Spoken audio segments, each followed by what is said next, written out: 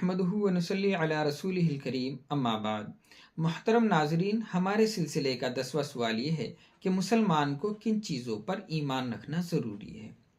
تو اس کا جواب یہ ہے کہ مسلمان کو 7 چیزوں پر ایمان رکھنا ضروری ہے، جس کو ایمان مفصل بھی کہتے ہیں۔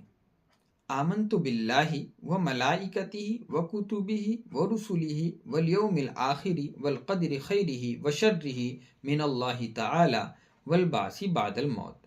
میں ایمان لایا اللہ پر اور اس کے فرشتوں پر اور اس کی کتابوں پر اور اس کے تمام رسولوں پر اور آخرت کے دن پر اور اچھی بری تقدیر پر کہ یہ اللہ کی طرف سے ہوتی ہے، اور مرنے کے بعد دوبارہ اٹھائے جانے پر۔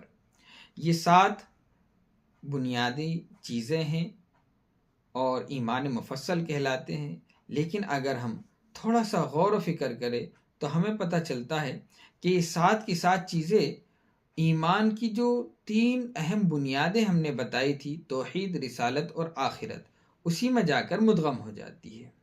مثلا توحید ایمان کی پہلی بنیاد ہے، اس کے اندر آمنت باللہ اور والقدر خیرہ و شرہ من اللہ تعالی یہ شامل ہو جاتی ہے کہ جب ہم اللہ کو مانیں، اس کی ذات و صفات کو مانیں، تو اس کی قدرت کو بھی مانیں گے کہ اچھی بری تقدیر وہی بناتا ہے۔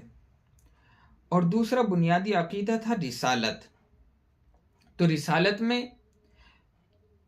ساتھ میں 3 چیزیں شامل ہو جائے گی، ملائکتہ و کتبہ و رسولہ۔ جب آپ نے رسالت کو مان لیا، رسول ہونے کو مان لیا، تو اب آپ کو فرشتوں کو بھی ماننا پڑے گا اور کتابوں کو بھی ماننا پڑے گا، یہ اس میں مدغم ہو جائے گی۔ اس لیے کہ رسول تو جب ہی بنتا ہے جب اس کے پاس اللہ کا پیغام آتا ہے، اور پیغام لانے والا جو ہوتا ہے وہ ہوتا ہے فرشتہ، اور جو پیغام لایا جاتا ہے وہ ہوتا ہے صحیفہ یا کتاب یا اللہ تبارک و تعالیٰ کا حکم۔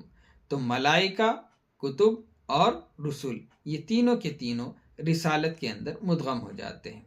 اب بچی آخرت، ایمان کی تیسری بنیاد۔ اس میں والیوم الآخری بھی آ جاتا ہے، والبعث بعد الموت بھی آ جاتا ہے۔